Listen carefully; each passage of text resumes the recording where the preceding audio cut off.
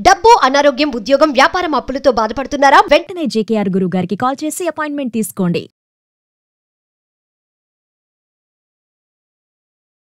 Hi hello నమస్తే, welcome back to Suman TV. ప్రస్తుతం మనతో పాటు ఉన్నారు ప్రముఖ కేరళ జ్యోతిష నిపుణులు, life coach, money skills, law of attraction, date of birth లేని వారికి పుట్టుమచ్చల శాస్త్రం, ప్రశ్న శాస్త్రం, హస్తరేఖల ద్వారా జాతకాన్ని కూడా తెలియచేయగలిగే ప్రముఖ బ్రహ్మశ్రీ డాక్టర్ జేకేఆర్ గురువు గారు ఉన్నారు. గురుగారితో మాట్లాడదాం. నమస్తే గురుగారు. నమస్తే అమ్మా. గురుగారు, ఏం చేయాలన్నా ఇప్పుడు దేవుణ్ణి నమ్మితే సరిపోతుందా, ఇంకేం చేయాల్సిన అవసరం లేదా?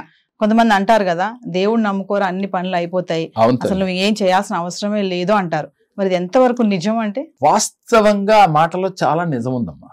అంటే దేవుణ్ణి నమ్మితే సరిపోయే మాట వాస్తవమే. అయితే దేవుణ్ణి ఎలా నమ్మాలి, దేవుడితో నువ్వు ఎలా కనెక్ట్ అవ్వాలి, దేవుడితో నువ్వు కనెక్ట్ అవ్వటం అంటే ఈ కలియుగంలో అంత ఈజీ అయిన పద్ధతి ఏం కాదమ్మా. భగవంతుడు అంటే ఒక డివైన్ పవర్, అంటే ఒక అతీతమైన శక్తి. అంటే అది ఇంత పవర్ అని దాన్ని కొలిచే పరిస్థితిలో ఉండదు కదా. ఆ పవర్ ఎవరైనా సరే, ఏ మతానికైనా సరే, అది యేసుక్రీస్తు కావచ్చు, అల్లా కావచ్చు, లేక హిందూ దేవుడు కావచ్చు, రాముడు కావచ్చు, కృష్ణుడు కావచ్చు, ఏ మతంలోనైనా భగవంతుడితో కనెక్ట్ అయితే ఇంకా మనకి ఏది ఎక్కర్లేదురా, అన్ని పనులు అవుతాయి. మరి అట్లా కనెక్ట్ అయిన వాళ్ళు ఎవరున్నారమ్మా అంటే, మనకు పూర్వం రోజుల్లో తీసుకుంటే అన్నమయ్యని తీసుకోరా, వెంకటేశ్వర స్వామితో కనెక్ట్ అయ్యాడు. కనెక్ట్ అయిన కానించి వెంకటేశ్వర స్వామి ఆయనకి పల్లకి మోసాడు.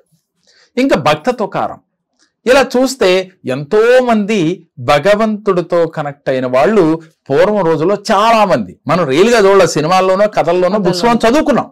అంటే ఎంతో మందిని చూసాం, విన్నాం. అంటే చూడటం అంటే సినిమాల్లో చూసాం, బుక్స్లో చదివాము, అంటే మన పురాణాల్లో విన్నాం మనం. అంటే ఎంతో మంది భగవంతుడితో కనెక్ట్ అయ్యి ఉన్నారు.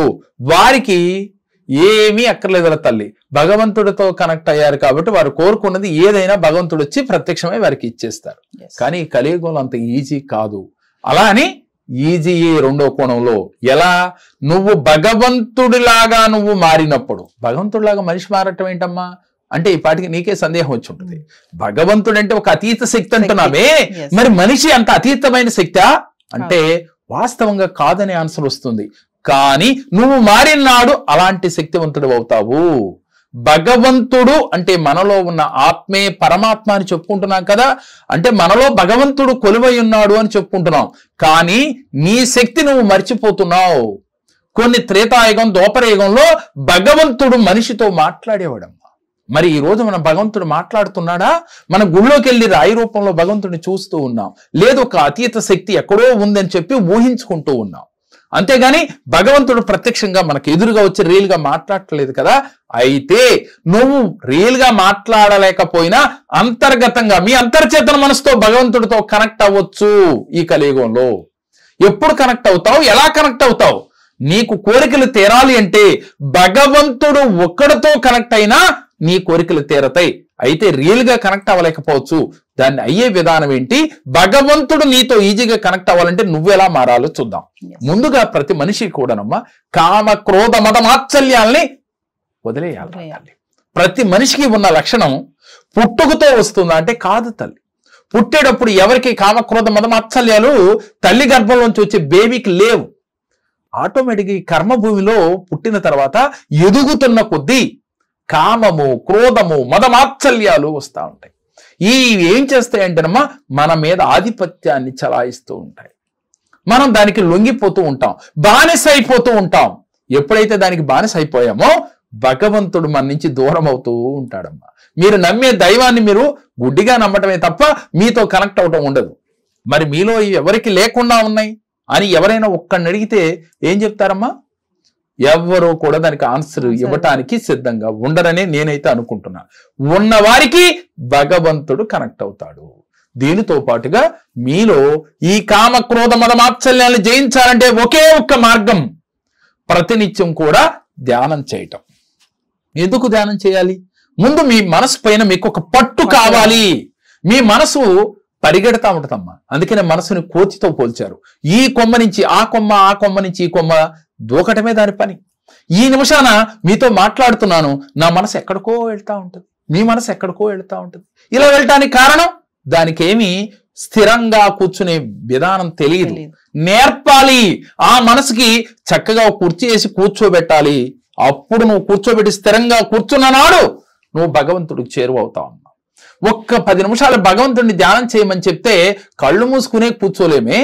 ఒక గంట సేపు కూర్చోవటానికి కష్టమైపోతుందే. మరి భగవంతుడిని ఒక్క నమ్మితే కష్టాలు తీరిపోతాయని నేను చెప్పినంత మాత్రాన మీ కష్టాలు తీరతాయా? తీరవు కదా. మరి నువ్వు కూర్చున్న రోజు తీరతాయి, నువ్వు భగవంతుడితో మమేకమైన రోజు తీరతాయి. మరి భగవంతుడు ప్రతినిత్యం నీతో మాట్లాడాలి అంటే నువ్వు భగవంతుడితో మమేకం అవ్వాలి. నీ ఆత్మ పంచభూతాలతో కనెక్ట్ అవ్వాలి, అలాగే యూనివర్స్ తో కనెక్ట్ అవ్వాలి, నువ్వు నమ్మిన దైవానికి కనెక్ట్ అవ్వాలి. అప్పుడు నీకు భగవంతుణ్ణి ఆజ్ఞాపించవచ్చమ్మా. చాలా వీడియోల్లో మనం చెప్పుకున్నాం, భగవంతుణ్ణి నువ్వు ఆజ్ఞాపించే రోజు ఒకటి ఉంది, నువ్వు మారిన రోజు. లేదు అంటే భగవంతుడు అసలు నీకు కంటికి కాదు కదా, దరిదాపులు కూడా కనపడ్డు. ఆ డివైన్ పవర్ నువ్వు కంటితో చూడలేవమ్మా. ఈ జన్మ చాలదు. కానీ మానవ జన్మ ఉత్తమోత్తమైన జన్మ. భగవంతుణ్ణి చూసే శక్తి ఒక మానవుడికి ఉంది, కానీ దాన్ని తెలుసుకోలేకపోతున్నాం. ఈ అజ్ఞానంలో మనం మగ్గిపోతూ ఉన్నాం. ఈ కనపడేవన్నీ నిజమనుకుంటూ ఉన్నాం. ఇవన్నీ తెలిసి ఎన్నాళ్ళు నిజమని నమ్మి ఆ భ్రమలో బతికేస్తూ ఉన్నాం. ఇప్పటికైనా కళ్ళు తెరువు. జీవితం ఇది కాదు, ఎదరింకా ఉంది అని తెలుసుకో. నువ్వు ఉన్నతమైన విలువలతో నువ్వు ముందుకు వెళితే నీ జీవితం అద్భుతంగా మారుతుందమ్మా. దీనికి ఒక కథ కూడా చెప్పుకోవచ్చు మనం. మనకి రామాయణాన్ని రాసింది వాల్మీకి. రామాయణం అంటే వాల్మీకి జీవిత చరిత్ర చూసుకుంటే ఫస్ట్ ఆయన దారిలు కొట్టే దొంగ అని చెప్పుకుంటూ ఉంటాం. మన పురాణాలు అదే చెప్తూ ఉంది. మరి ఆయన రామాయణాన్ని రచించారు కదా, అంటే ఆయనలో ఎంత శక్తి వచ్చింది అంటే ఫస్ట్ దారిలు కొట్టే దొంగ అయినా దారిలో దొంగతనంగా ఆయన చేసినప్పటికీ కూడా మరి రామాయణాన్ని రచించే శక్తి ఆయనకు వచ్చింది అని అంటే మనిషి మారితే ఎవరైనా కూడా అలాంటి అద్భుత ఫలితాలు పొందవచ్చు అని ఆ కథ నుంచి మనం నేర్చుకోవలసిన సారాంశం. ఇలా ఎన్నో స్టోరీస్ అమ్మ, ఒకటి కాదు రెండు కాదు. అన్నమయ్య చూడండి, అన్నమయ్య ఫస్ట్ అంతా కూడా ఎలా ఉన్నాడు, ఎలా చేశాడు, తర్వాత ఆయనలో భగవంతుడు ఎలా కనెక్ట్ అయిన తర్వాత ఆయన జీవితం ఎలా మారిపోయింది. చివరికి భగవంతుడు సైతం దిగొచ్చాడే. మరి అన్నమయ్య నువ్వు కాలేవా? అన్నమయ్య నీలాంటి మనిషి కాదా? ఆలోచిస్తే వాస్తవంగా అన్నమయ్య కూడా మనలాంటి మనిషేనమ్మా. కానీ సత్యాన్ని తెలుసుకున్నాడు, అన్వేషించాడు, దానికోసం మనసా వాచ కర్మణ సంకల్పం తీసుకుని పోరాడాడు. దేంతో పోరాడాడురా? మీ మనస్సుతో పోరాడాడు. ఎవరి మనసును వారు తెలుసుకోవాలి, నేనేంటో తెలుసుకోవాలి, నాకేం కావాలో తెలుసుకోవాలి, నేను భూమి మీదకి దేనికోసం వచ్చానో తెలుసుకోవాలి. నువ్వు వచ్చింది ఎంజాయ్ చేయడానికి కాదుగా, పబ్బనప్పుడు తిరగటానికి కాదుగా, తాగి తందనాలటానికి కాదుగా, ఎదుటి వ్యక్తిని దూషించడానికి కాదుగా, పక్కింటోళ్ళ గురించి మాట్లాడుకోవటానికి కాదుగా. నువ్వు వచ్చింది ఏ కార్యం చేత వచ్చావని మర్చిపోయావా అని నన్ను నేను క్వశ్చన్ చేసుకుంటే నాకు ఆన్సర్ వస్తుందమ్మా. నేను వచ్చిన కార్యం ఏమిటి, నేను చేయవలసింది ఏమిటి, నేను చేస్తున్నది ఏమిటి అనేది తెలుసుకున్న నాడు నువ్వే భగవంతుడివి. ఎవరో భగవంతుడు కాదమ్మా, నీలో అంతర్గతంగా దాగి ఉన్న ఆత్మరూపంలో ఉన్న భగవంతుడు నీతో మాట్లాడతాడు తల్లి. అప్పుడు కనపడతాడు నీకు ఎదురుగా భగవంతుడు. అప్పుడు కనపడతాడు నీ కోరికలైనా తదాస్తు అంటాడు. ఏది కోరితేది నీకు, డబ్బు కావాలా, ఐశ్వర్యం కావాలా, కారు బంగళా డబ్బులు భగవంతుడికి లెక్క అమ్మా, ఇవ్వటం లెక్క, లేకపోతే పెద్ద లెక్కలోయ. వీటికన్నా అల్టిమేట్ ఒకటి ఉందమ్మా, అది అన్నమయ్య. సినిమా చూస్తే తెలుస్తుంది మనకి, అందరం చూసుంటాం కదా. అన్నమయ్య అల్టిమేట్ గా ఎలాంటి ఆనందాన్ని పొందాడు చివరికి. ముందు ఆయన పొందిన ఆనందాలన్నీ చాలా చిన్నగా కనపడని తాత్కాలిక ఆనందాలు చూసి ఆయన కూడా అమ్మో ఇదే ఆనందం అనుకున్నాడు. ఇద్దరు భార్యలను చేసుకున్నాడు, ఈ ఆనందంలో మురిసిపోతూ ఉన్నాడు. చివరికి అర్థమైంది, ఆయన స్పర్శ తగిలినాడు, ఇది కాదురా ఆనందం, ఇది అని. ఆ మకరందాన్ని పొందిన నాడు ఇంకా ఆయన జీవితం ఏ స్థాయికి వెళ్ళింది, చరిత్రలో మిగిలిపోయాడు. అంటే ఒక చరిత్రలో మనకి ఒక పుస్తకంలో ఒక పేజీ మనకి కావాలి, మరో అన్నమయ్య కావాలి, భక్త తుకారం కావాలి, జీవితంలో భగవంతుడితో మమేకం అవ్వాలి అంటే, చరిత్ర మన గురించి చెప్పుకోవాలి అంటే ఇప్పటికైనా సమయం ఉంది. తెలుసుకో, మారు, నీ జీవితం అద్భుతంగా మారిపోద్దమ్మా. అది నేను నువ్వు కాదురా తల్లి. నేనేమంటానంటే మతంతో పని లేదు, ఎవరు నమ్మినా ఏ దైవమైనా ఆ స్థాయికి మనం ఎలా ఎదగవచ్చు. ముందు నిన్ను నువ్వు తెలుసుకున్న రోజు అద్భుతాలు సృష్టించుకోగలవు. ఈ సత్యం అందరూ తెలుసుకుని ప్రతి ఒక్కరూ మారాలి అనే మోటోతోనే ఈ కేరళ సంఖ్య జ్యోతిషం యొక్క లక్ష్యం. అందుకని ఇన్ని వీడియోల్లో మనం చెప్తూ ఉన్నాం, ఎంతో మందికి ఐశ్వర్యం కావాలి, డెడ్ ఈజీ అని చెప్తుంటా నేను. ఎందుకని? ఊరికే వచ్చేస్తే ఐశ్వర్యం రాదు. నువ్వు మారాలి. మారి నువ్వు భగవంతుని ప్రార్థన చేయాలి. నీవు చేసే విధానం మారాలి. నీ ఆలోచన మారాలి. నీకు డబ్బు వస్తుంది. డబ్బు తర్వాత ఇంకొకటి ఉంది. ముందు నువ్వు డబ్బులో ఆనందం పొందు, డబ్బుతో తర్వాత ఇంకో స్థాయికి తీసుకెళ్తాను అని చెప్పి మనం మణి మంత్ర క్లాసులు పెడుతూ ఉన్నాం. దాంట్లో ప్రైమరీ క్లాస్, మాస్టరీ క్లాస్ అని కూడా పెడుతూ ఉన్నాం. మాస్టరీ క్లాస్ లో వెళ్ళి ఒక డివైన్ పవర్ ఏంటో చూపించడం జరుగుతుందమ్మా. భగవంతుడు చేరువైతారు. వాళ్ళు చేరువైన రోజున ఆ ఎఫెక్ట్ ఎలా ఉంది, ఆ ఫీలింగ్స్ ఎలా ఉన్నాయి వాళ్ళకి చేరువవుతాయి మాస్టరీ క్లాస్ లో.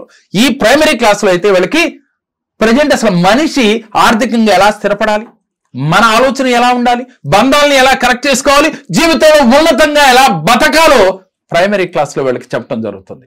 అలాగే 1-to-1 సెక్షన్ కూడా మన దగ్గర ఉందిరా. ఆ 1-to-1 సెక్షన్ లో జీవితంలో ముందు నేను ఎన్నో కష్టాలు పడుతున్నాను సార్, ఈ కష్టాలు పోయే మార్గం లేదా, ఎందుకు ఈ కష్టాలు వచ్చినాయి అడిగితే వారికి ఏ జన్మల నుంచి ఈ కర్మలు, ప్రారంభ కర్మలు వచ్చినాయి, ఏ జన్మల నుంచి ఈ కష్టాలు ప్రాప్తించినాయి, దాని నుంచి బయటపడే మార్గం ఏమిటి అనేది 1-to-1 సెక్షన్ లో వీళ్ళకి చెప్పడం జరుగుతుందమ్మా.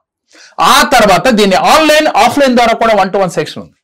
సో అది ఎవరైతే ఈ కష్టాల్లో ఉన్నవారు ఒక్కసారి స్క్రీన్ పైన స్క్రోల్ అవుతున్న నెంబర్లకు కాల్ చేస్తే వారికి మరిన్ని వివరాలు వాళ్ళు తెలియజేస్తారా.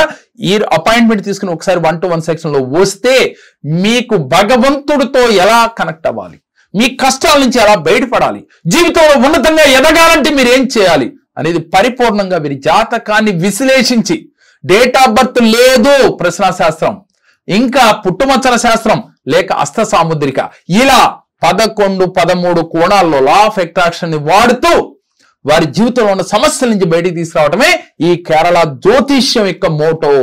గుర్తుపెట్టుకోరా తల్లి. అందుకని ఎవరైనా కష్టాల్లో ఉన్నప్పుడు మీరు కంగారు పడకుండా ఒక్కసారి నన్ను అప్రోచ్ అయితే మీ జీవితాల్లో అద్భుతాలు పొంది తీరుతారు. నమస్కారం తల్లి.